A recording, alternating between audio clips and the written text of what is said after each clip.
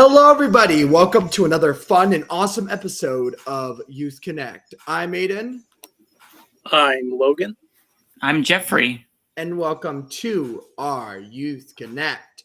Hello, everybody. Welcome to another fun and awesome, as you heard before, awesome episode of Youth Connect. I hope that you guys are so excited. Now, obviously, we have to always go over our usual thing, but I'll keep it short and quick. What in the world is Youth Connect? Well, Youth Connect is a news, interest, entertainment show created by people of all abilities. And you know what? It is going to be a show that has a little bit of live music, a little bit of video game news, maybe some cooking knowledge, maybe some, sports news, weather, random facts. We have everything and anything. And honestly, I will say it like this. If you ever have a suggestion or ever want to get an idea that you want to have on the show, you can definitely comment down below and always tell us what kind of extra topics you want to add. Other than that, guys, I know that Youth Connect is a show that you are going to love. But if we think about it, I think I need to remember what the first person is. I think I'm going to be bringing you some gaming news to start off.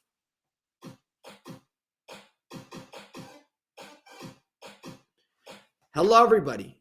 Welcome to the first start of Youth Connect, which is some gaming news. And if you guys know, the first thing we always have to do is our interesting gaming news, which is our Spotlight Game of the Week.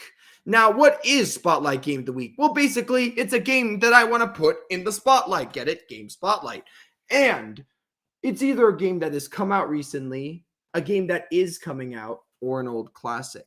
And this game, guys, if you guys know, it is the 29th of September, which means that it is going to be spooky month starting very soon. So I am going to be making sure by doing some awesome spooky games. And the first one we have, let me warn you guys, if you guys have played Elden Ring, it's probably under the same jurisdiction, so do be warned. Today's Spotlight Game of the Week is called Lies of P.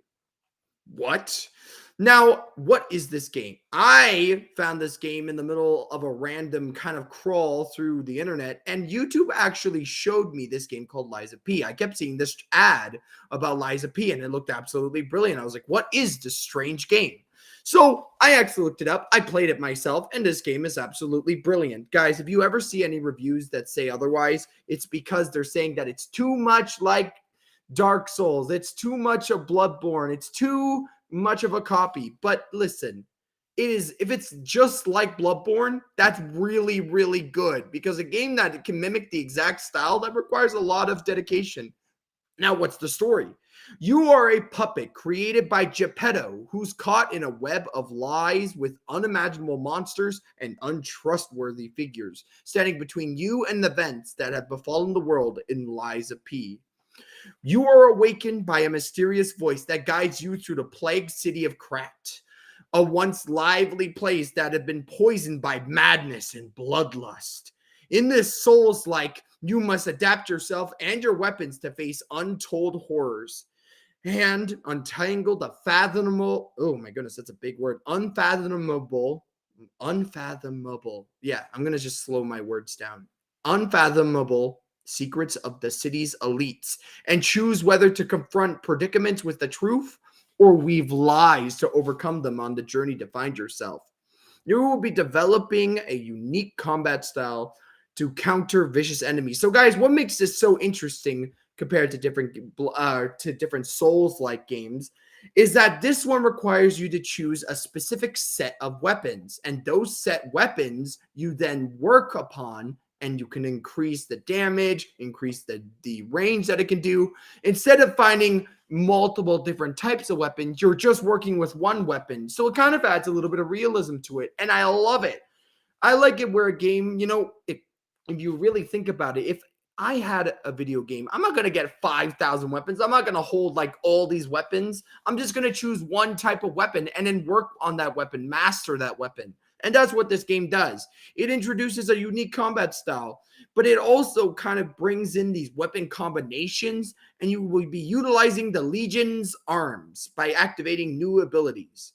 But basically, guys, you're going to be experiencing the beloved fairy tale of Pinocchio reinterpreted as a dark, grim narrative that allows players to discover the secrets and symbols hidden within the world of Liza P. So this game, guys, is truly quite interesting. If you really have to follow the game, I recommend that you check out New Game Plus. New Game Plus is a little bit more easier to understand the story, and you know what, it adds a little bit more details to it. But this game is absolutely brilliant. If you guys like a Souls-like game, I recommend checking out Liza P. I liked it. You'll probably like it. You'll find it on PC, Xbox, PlayStation. I don't know about the Nintendo Switch, but I know that the main consoles will definitely give you that Liza P gameplay. Other than that, though, I'm going to keep it moving. And next up is Kevin with some all-important news, and I just cannot wait to hear his interesting fact of the day.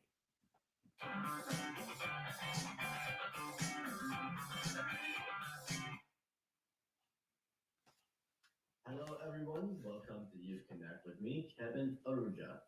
So that being said, let's get right into the headlines.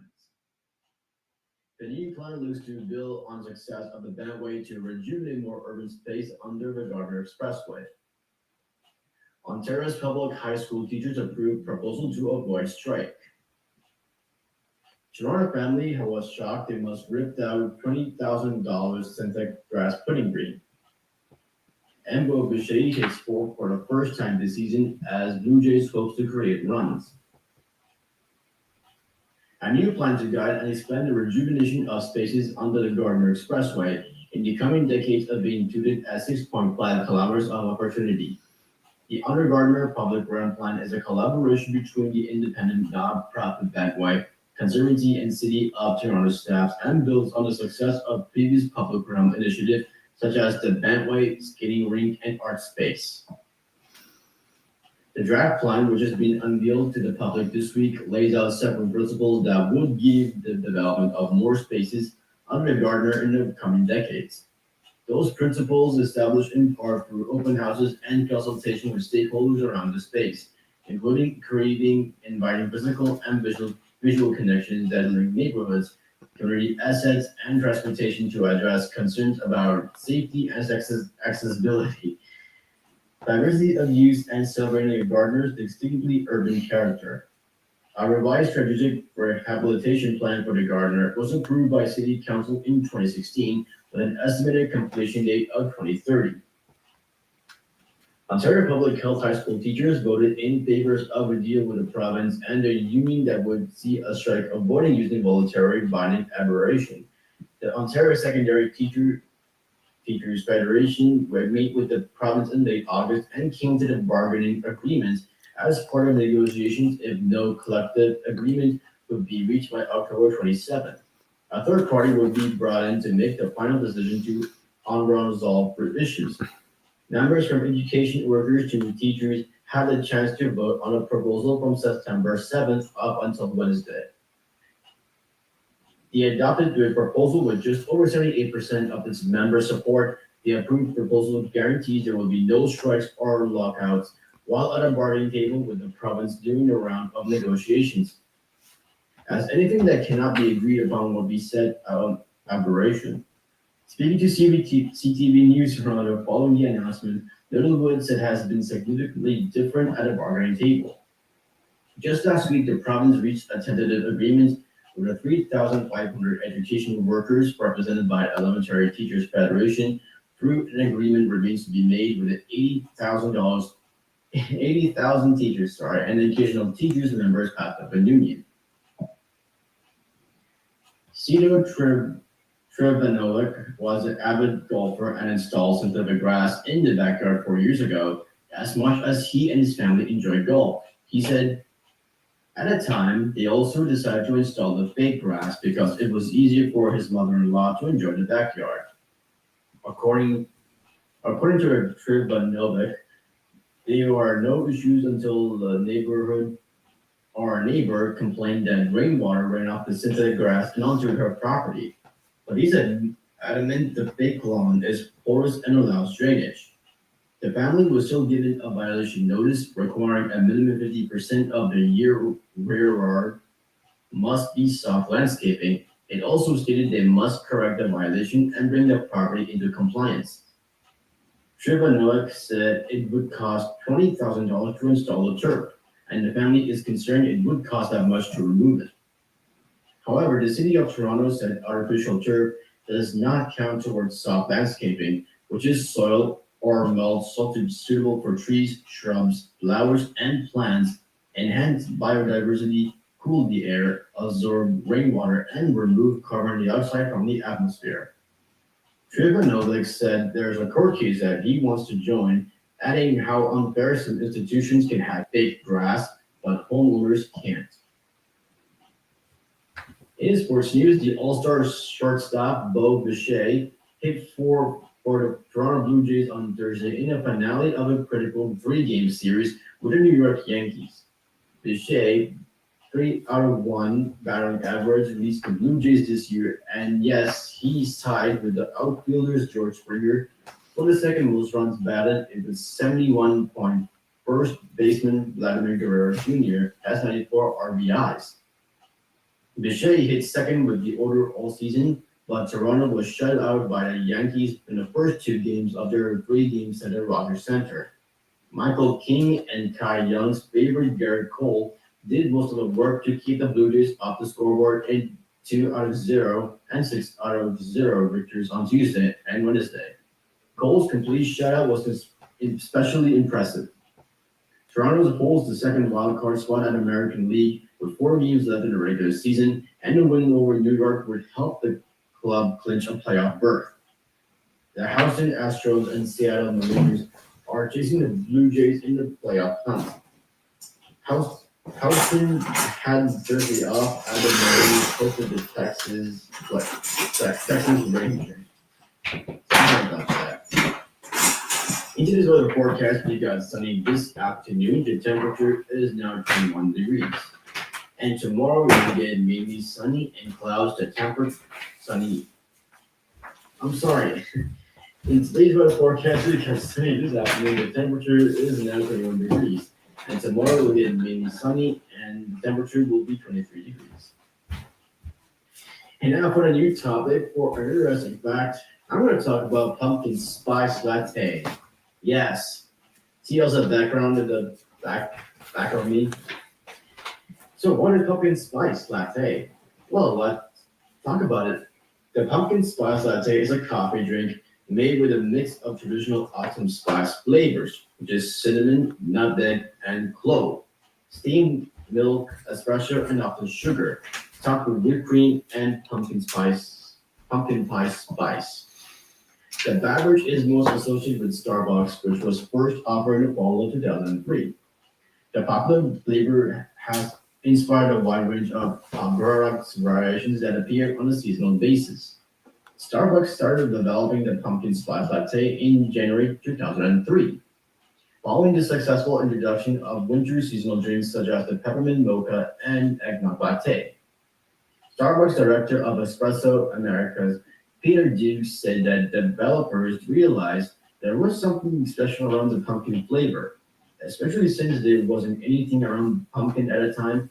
The company experimented with different combinations and ratios of pumpkin to spice, ultimately deciding on a public with no pumpkin in it. In fall 2003, the final recipe was tested in Vancouver and Washington. Sales of the drink exceeded the company's expectations. Duke said, "We couldn't keep up initially. We had to expedite inventory to the stores. The product went on sale in on U.S. Starbucks stores the following year."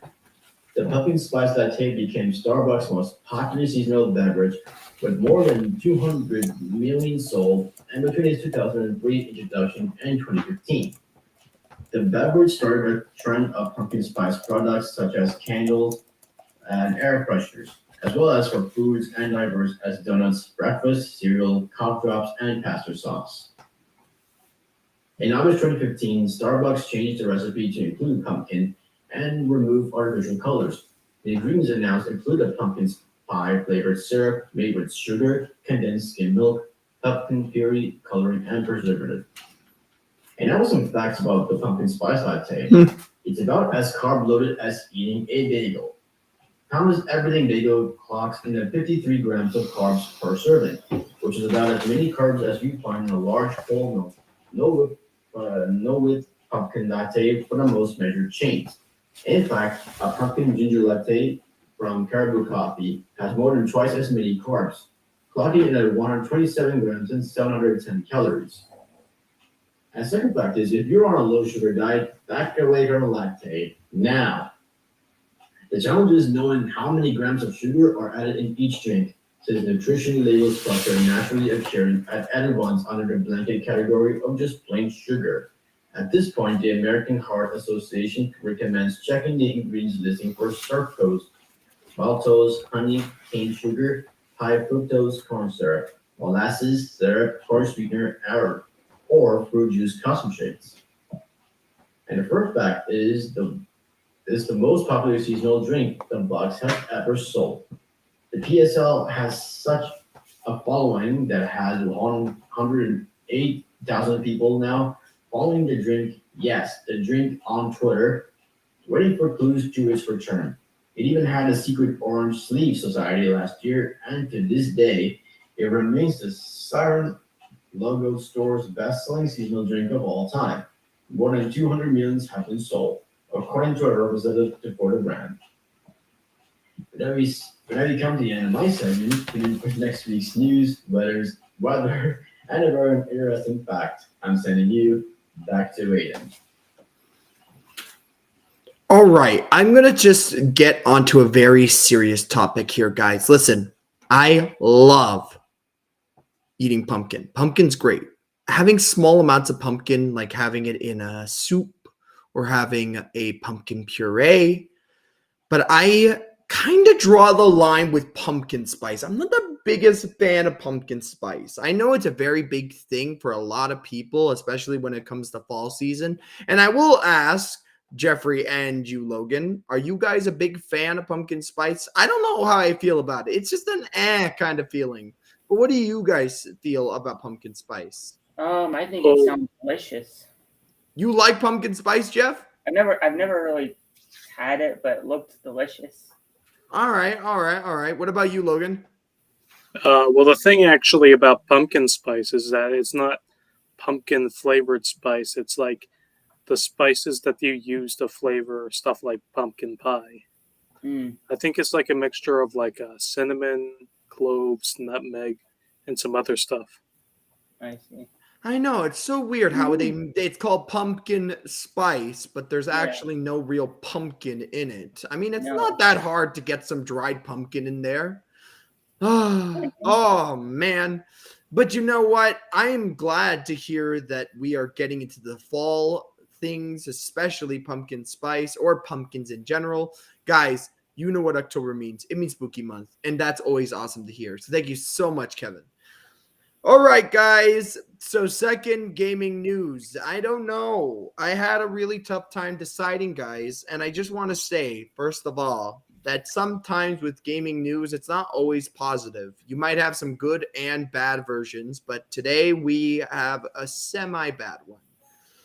So, guys, if you know, a collaboration between a Dutch Van Gogh museum and Pokemon seemed like a lovely, if not unlikely, crossover. Guys, think about it. A Dutch Van Gogh museum. That is quite a rare thing. And honestly, what's amazing is that there is a card of Pikachu depicted as if he was painted by the post-impressionist artist. What's not to love? And guys, I'm an artist. I love this. This is amazing. A Van Gogh inspired art piece. And guys, here's where it gets a little bit on the bad side. The exhibit created to celebrate the 50th anniversary of Holland's Van Gogh Museum opened today, or technically it opened yesterday, which was September 28th. And as spotted by Cerebees, if you guys don't know what that is the Pokemon fan base wiki. Joe Merrick said that he already was checking out this amazing place and was going to kind of check out this awesome kind of like museum where apparently if you solved the mysteries and clues about the Van Gogh Museum and looked for said clues around the amazing exhibition, you could then get an awesome item. But unfortunately, guess who got wind of this? Scalpers. And apparently, video footage of the opening day shows the museum's gift shop being overrun by alleged scalpers, large and now noisy crowds pushing and shoving to grab as much of the store's merch as they can, along with a exclusive trading card, presumably for lucrative resale market. And let me tell you, lucrative is understating it. Guys, a lot of people said that Joe Merrick himself said that he has saw so many waiting to go over in the first few days just to get any and all merch to resell. And literally, this is not an acceptable practice, he says. He says, if you do that, shame on you, which honestly, I have to agree with on a personal level. Listen, you're ruining the experience for everyone else. But guys, absolutely anything associated with Pokemon is inevitably subject to similar efforts by those looking to make a tidy profit on limited edition merchandise. Actually, there was a recent one about $120 Pokemon themed skateboard that was being resold for over $20,000. How do you go from $120 to $200,000? That's ridiculous. But a museum dedicated to a 170-year-old artist is certainly one of the most unlikely locations for such antics. Now, guys, if there was any doubt, just look at eBay. I checked it myself, where you can pick up a tote bag from the event for $50, or a Pikachu trading card for around, let's say $700. So guys, apparently they were going to be selling this Pokemon X Van Gogh Museum merch, including bags, card sleeves, figures, puzzles, and so on. However, at the time of me writing this, the links to that section of the sites are no longer working. Apparently, the creators, John Merrick, contacted the Pokemon company to ask what's happening there. But apparently, he has got no results. The exhibition itself runs from now until January 7, 2024, and it consists of 6 new paintings depicting pocket monsters in the style of Van Gogh, of which the following reinterpretation of the 1888's The Bedroom is wonderful beyond all reason. I won't tell you what it is, so I recommend that you guys look it up. It's so much fun to see. I don't know, guys. It seems that Pokemon always has this issue of people scalping the internet for it. Listen, if I was a person to go to the Van Gogh Museum and then seeing all of the stuff just being taken, I would be pretty sad. And guys, this is supposed to run until January 7th. If they've run out of stock, that's a pretty big deal. If I was a company, you know what I would do? I would limit it to 1 per person. Always. Because guys, listen, you don't want people to buy everything. I mean, you think of scalpers, guys, they'll buy everything in stock. That's how much money they have. And then resell it so that people have to buy it. I don't like it. I feel like it ruins it for everyone else. But you know what? Enough negativity. It's not good to dwell on negativity. And next up, I have with you a interesting good story news. Because you know what, guys? We always have each other's backs. And I still have one more left, which is board game news. So I have to do this one. I'll be really quick with it, guys. Good story news. Guys, did you guys know that there was a discovery of an electric blue tarantula? That's right. So I gotta say, I'm not a big fan of spiders, but even though I don't like spiders, this is absolutely brilliant. So guys, what happened is that while they were discovering a brand new species of spider, only one spider, by the way, they were looking at new species of spiders found within a form of bamboo. And inside said bamboo were these small spiders. And they were absolutely baffled by this because it is a brand new species of spider, and they were absolutely amazed by it. But recently, they have went back to that same area. And guys, this is absolutely amazing. Living inside the hollow of a bamboo tree, not just a new species, but a new gene. And guys, over 1,000 strong members of the tarantula family have been documented living inside bamboo, guys. That is amazing. But specifically, this interesting factor is that one of them is a amazing electric blue color. Now, fun fact, guys, did you guys know that chameleons usually produce vivid and fascinating colors via pigments, but the tarantula's hairs absorb some light and reflect the rest? So, guys, to appear blue, an object needs to absorb very, very small amounts of energy while reflecting high energy blue light. So apparently the spider has the ability to do exactly that. And people are really excited about it because it seems like it could be a development into a new type of pigment that can reflect sun.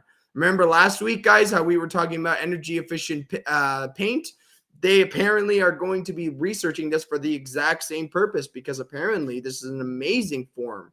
And guys, if you ever have the time, I recommend that you look up the electric blue tarantula. It is absolutely stunning. Like literally, guys, electric blue. Stunning, stunning, stunning.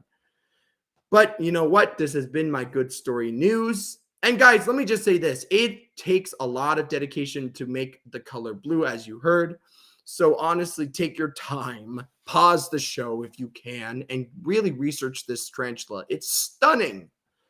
Anyways, though, if you guys know, next up is Logan, and he's going to share with us what he has cooked this week.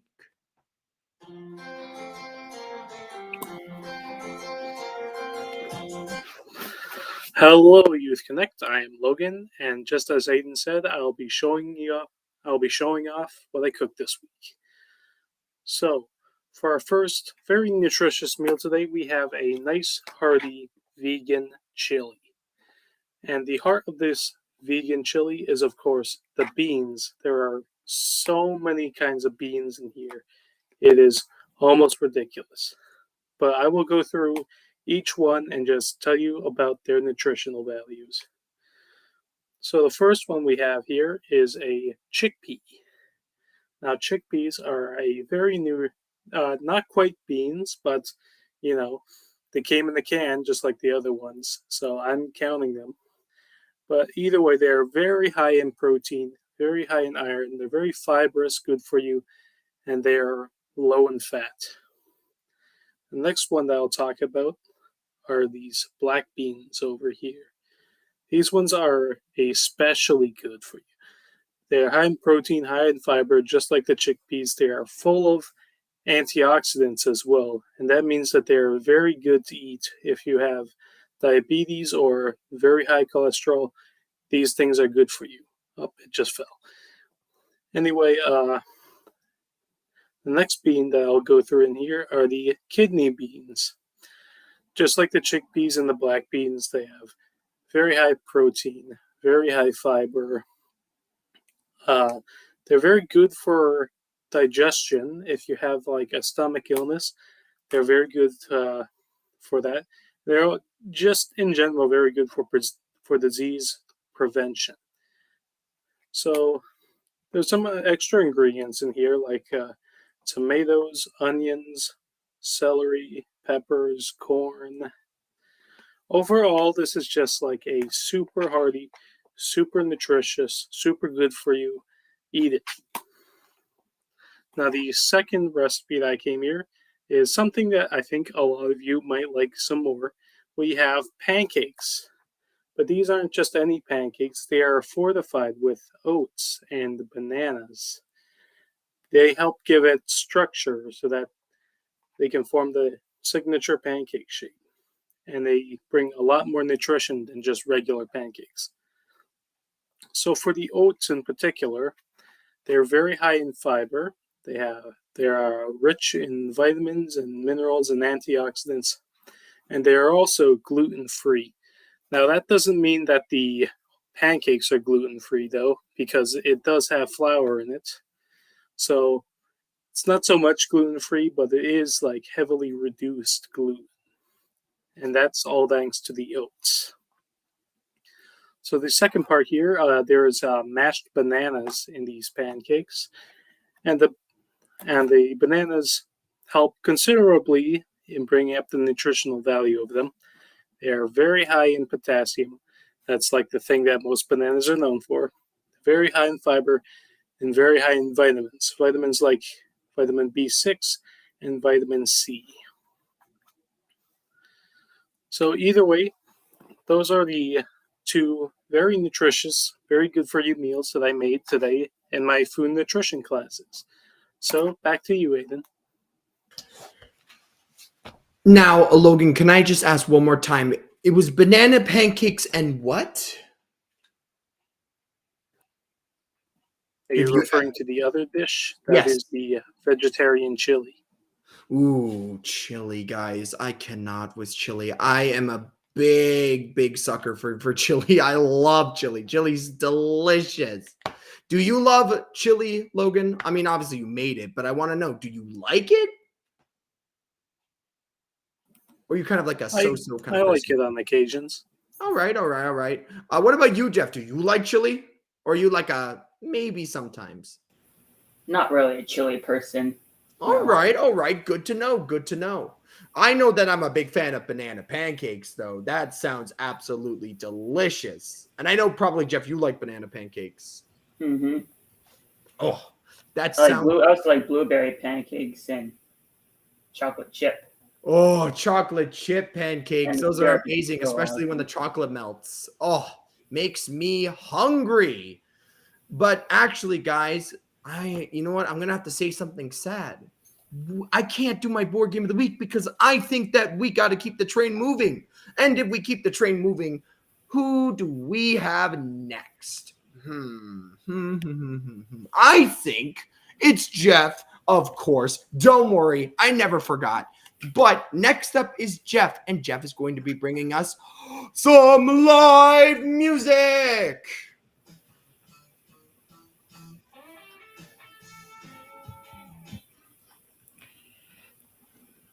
Hi, everybody. Hope you're ready to hear some music from myself, Jeffrey, your live musician. And I'm going to be playing Better Together by Jack Johnson. So here we go.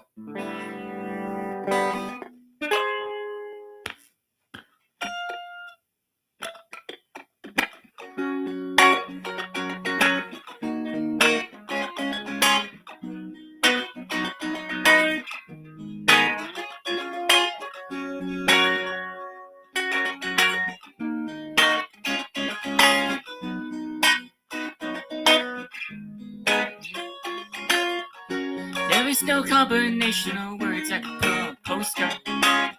No song that I can sing that I can try to lift your heart. Our dreams, they're made of real things. Shoebox of photographs, sepia tone love. Love is the answer, at least for most of the questions in my heart. Why we're here and where do we go and how it's so hard. It's not always easy, and sometimes life can be deceiving. Tell you one thing, it's so much better when we're together. It's so much better when we're together. Yeah, but look at the stars and we're together. It's so much better when we're together. Yeah, it's so much better when we're together. Better.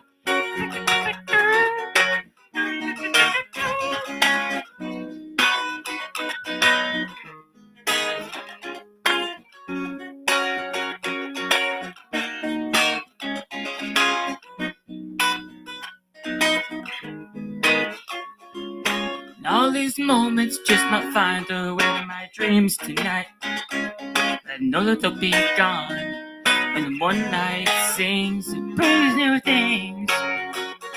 Tomorrow night, you see, they'll be gone too. Too many things I've got to do. All these dreams just might find a way in my day-to-day scene. I'll be under the impression of a summer in between. There's only two, just me and you. Not so many things we gotta do. Or place we gotta be. We sit beneath the mango tree now. Yeah, it's always better when we're together. We'll lump somewhere in between together. Yeah, it's always better when we're together. always better when we're together.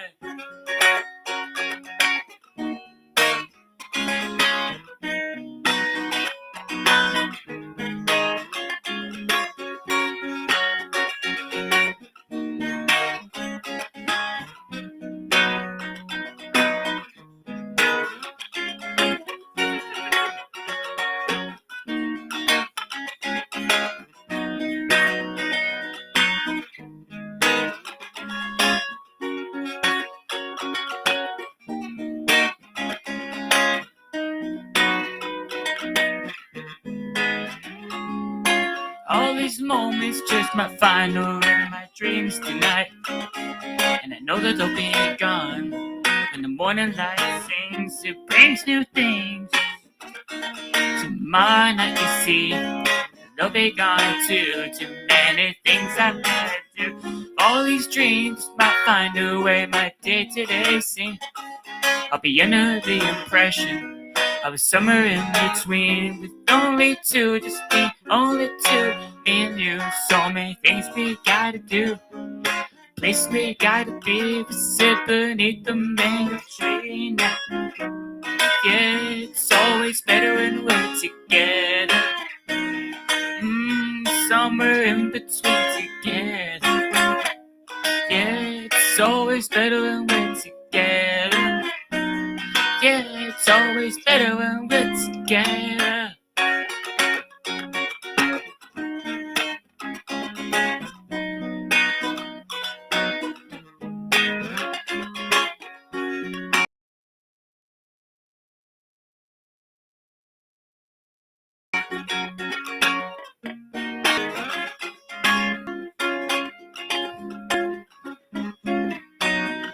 I believe in memories, they look so pretty when I sleep. And now when I wake up, you look so pretty, sleeping next to me. But there's not enough time, and there is no